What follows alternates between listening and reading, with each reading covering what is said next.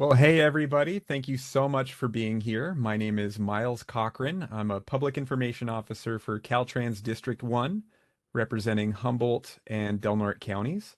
And we are gathered here today to talk about the US 101 Eel River Bridge Seismic Retrofit project, which is on northbound 101 in Rio Del. And we're really excited to share some project details with you about this project, which intends to do a lot of interesting things. Can we pretty please go to the next slide? All right, just a few housekeeping items. I want to let everybody know that attendees are going to be in listen-only mode during this presentation. So we're going to mute pretty much anybody that's not going to be presenting. But then after we do our presentation and talk about the project, there is going to be an opportunity for a Q&A session where you can ask about the project, and hopefully we've got some good answers for you. You can also post questions for us in the chat at any time, and we will definitely keep an eye on the chat, and we'll get to those. I will let you know the presentation will be shared on the project webpage, and what's really cool about this project, it's super accessible. All you have to do is Google Caltrans Eel River, and it's the first thing that pops up is the US 101 Eel River Bridge Seismic Retrofit project. I'm also going to post a link to that in the chat as well. Also, if you're participating in this virtual meeting, we do want to let you know that it's being recorded so that we can post it on the project webpage. Can we please go to the next slide? We want to read you the Title 6 statement.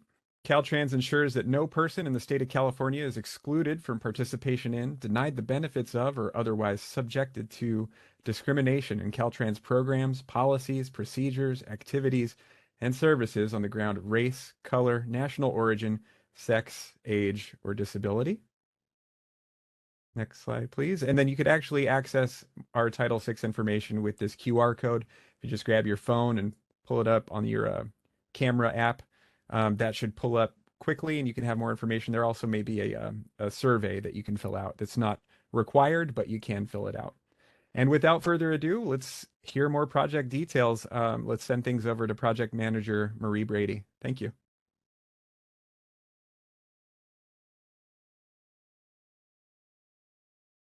Well, hello. How are you?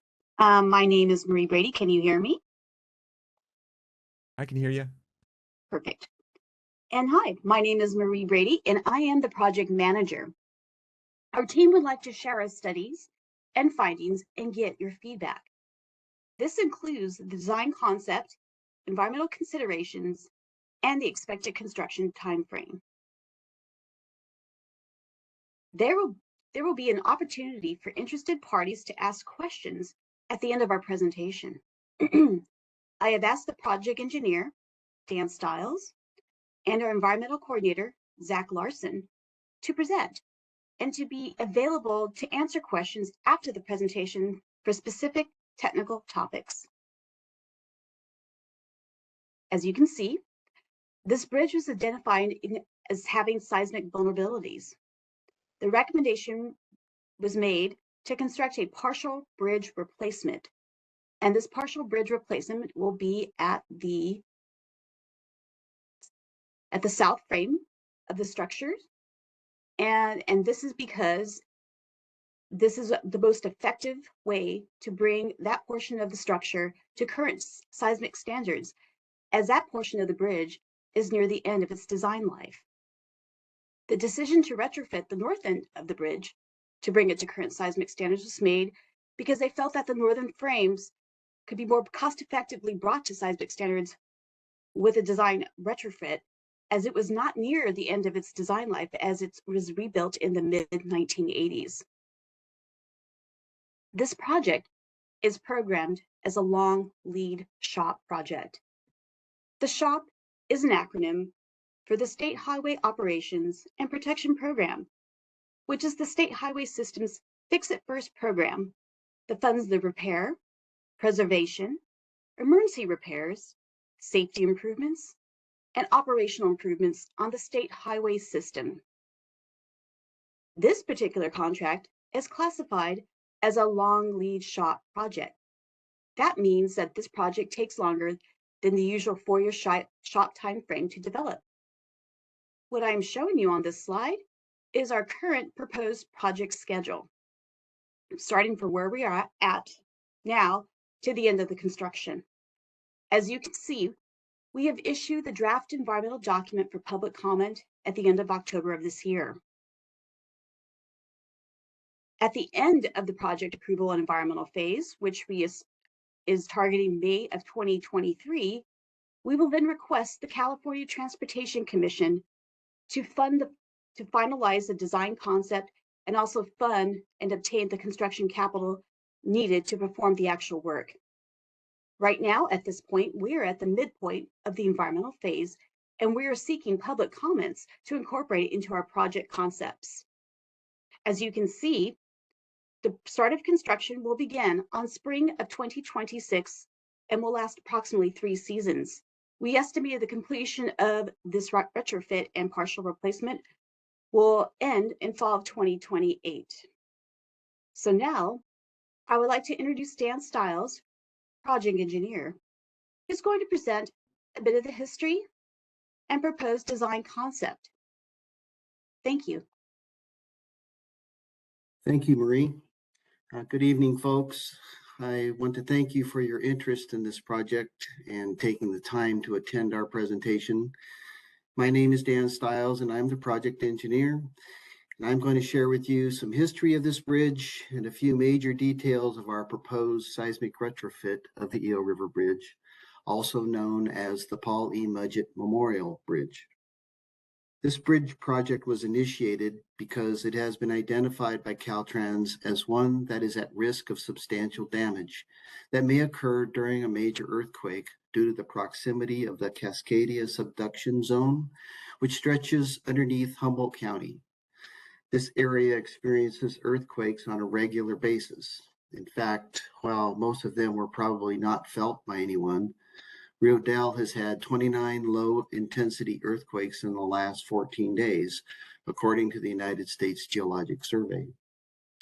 The bridge's long history of service to the public also includes history of flood damage from extreme high water events in 1964 and 1985. Here are some photos of those events. The photo on the left shows what happened to the bridge that was originally built in 1941. During the 1964 flood, significant damage to the bridge left a gap in the middle that was rebuilt the following year, only to collapse once again in 1985 from the debris pileup shown in the photo on the right. Bridge enthusiasts may recognize that the original steel bridge is a K-type Pratt through truss. In addition to the risk of damage from a major earthquake, there are 3 other existing conditions that will be improved: the low vertical clearance of the truss, a sharp roadway curve at the south end of the bridge, and a low height concrete barrier.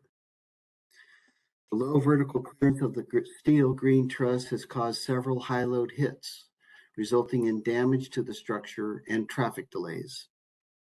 As a first order of work, this truss section of the bridge will be removed. As drivers approach the bridge from the south, they experience a narrowing of the shoulders while on a curve that ends where the green truss begins and the highway straightens out. Over the years, there have been reported collisions in this curved area resulting from high vehicle speeds, wet road conditions, and distracted driving. This is the concrete barrier that is on the northern portion of the bridge today. It will be upgraded to meet our current barrier rail safety standards, which will increase its height and width. A tubular railing like the one shown here will be included for enhanced bicycle safety. But before we start the bridge work, we need to detour northbound traffic onto the southbound bridge.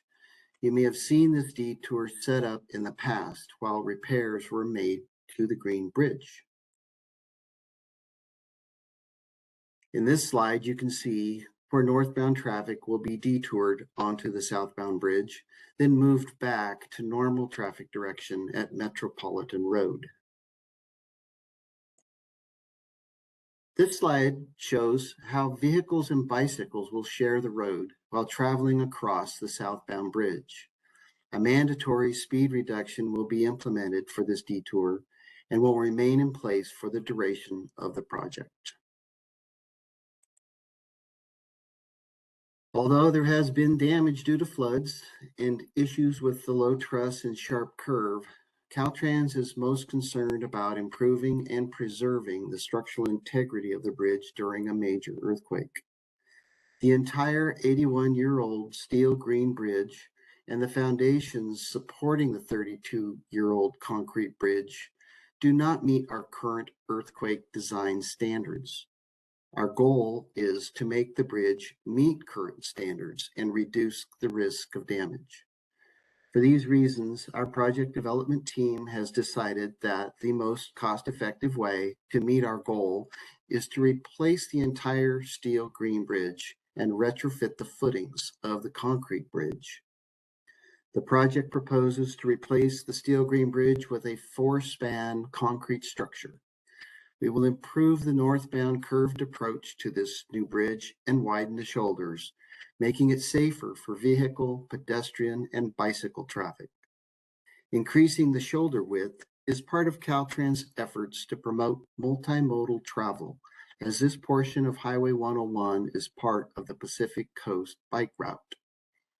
Additionally, the concrete barrier will be replaced and have an architectural pattern to enhance its appearance. Once traffic is detoured, temporary construction trestles will be installed across the river for all the bridge work.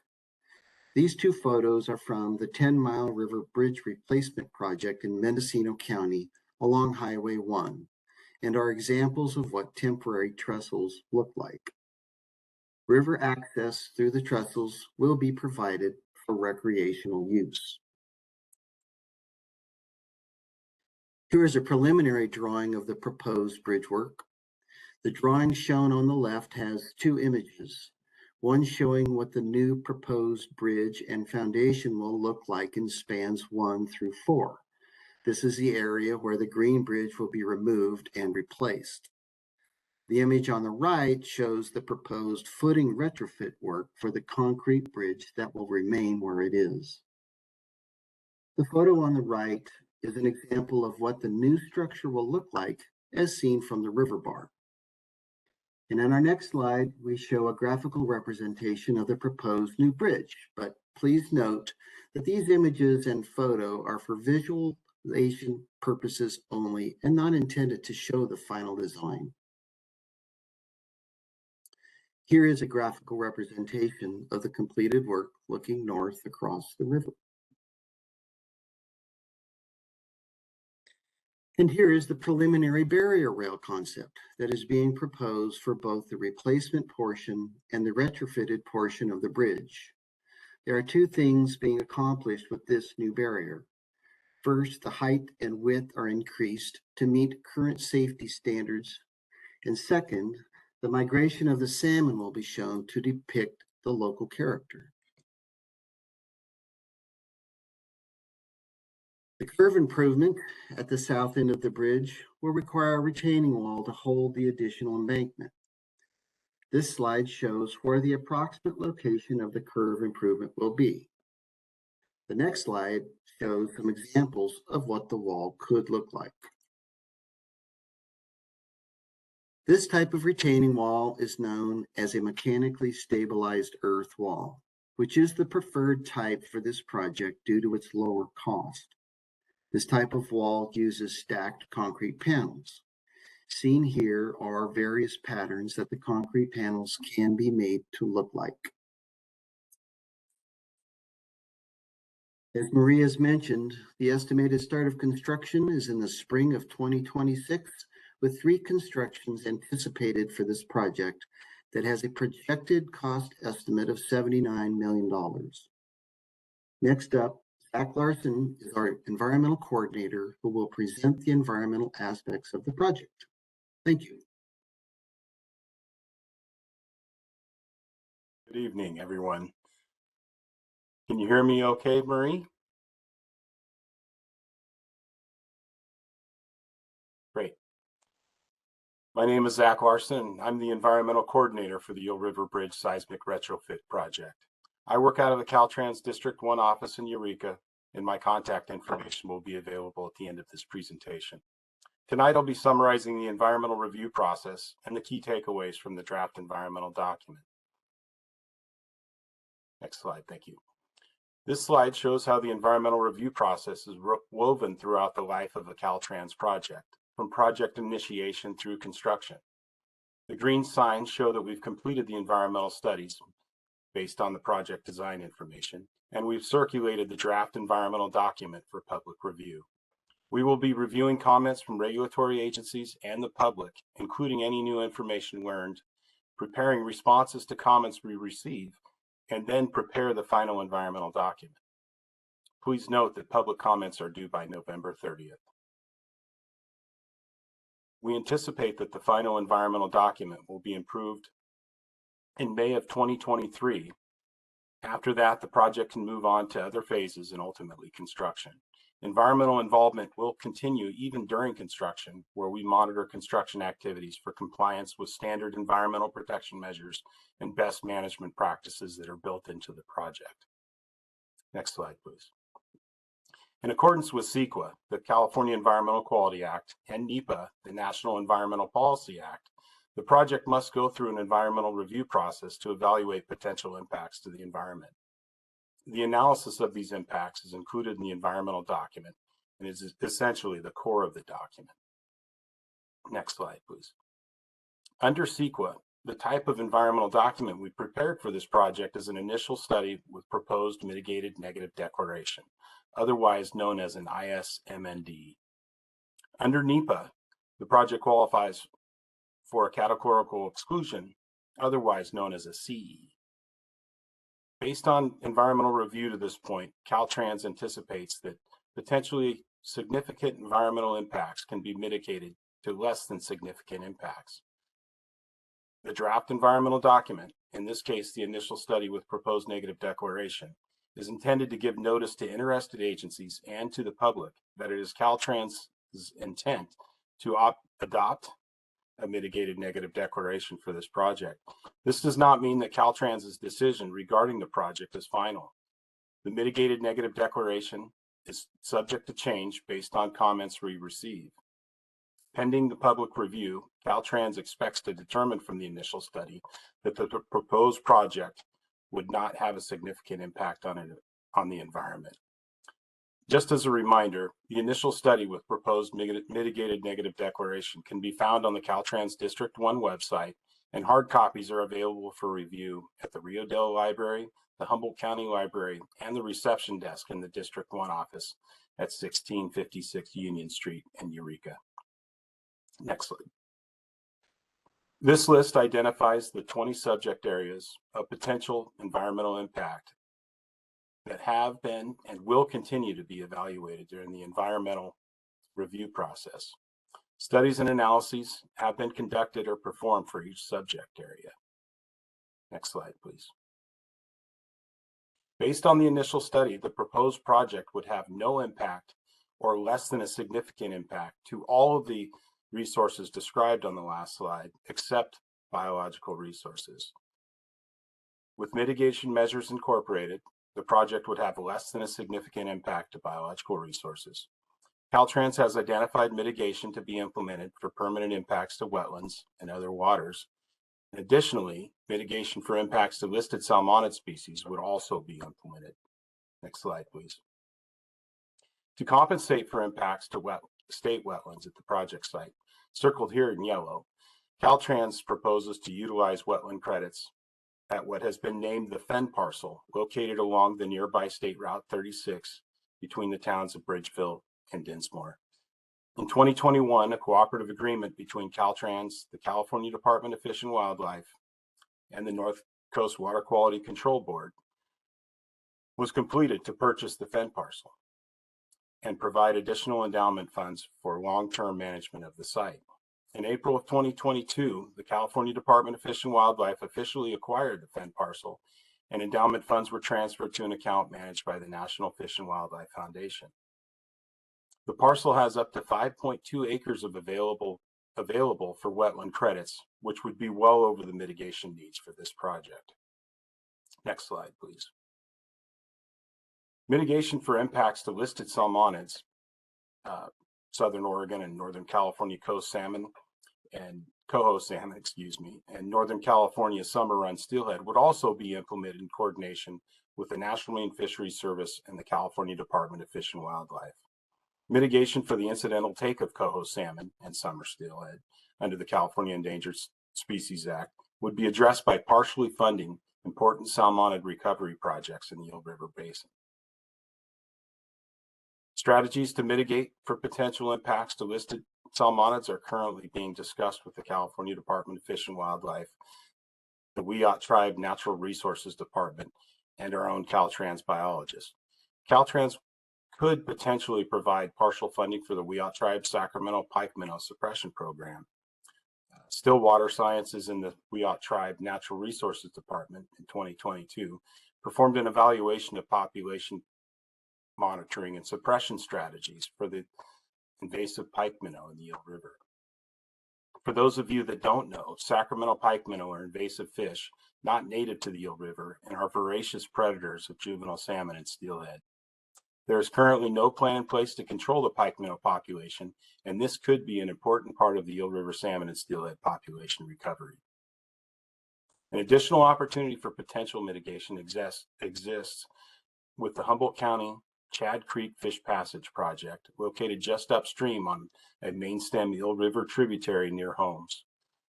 This project would improve coho salmon and steelhead access to spawning and rearing habitat and would mitigate potential impacts to salmonids that may result from the project construction.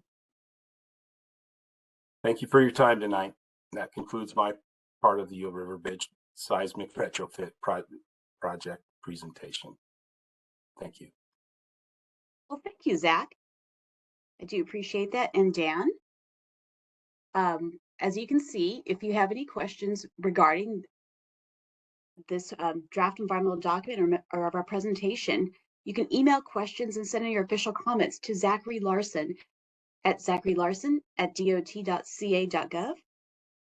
Our public comment period ends on November 30th, and what we have up here is our project website. So now this concludes our presentation. You can also follow up this project and other District 1 projects on social media.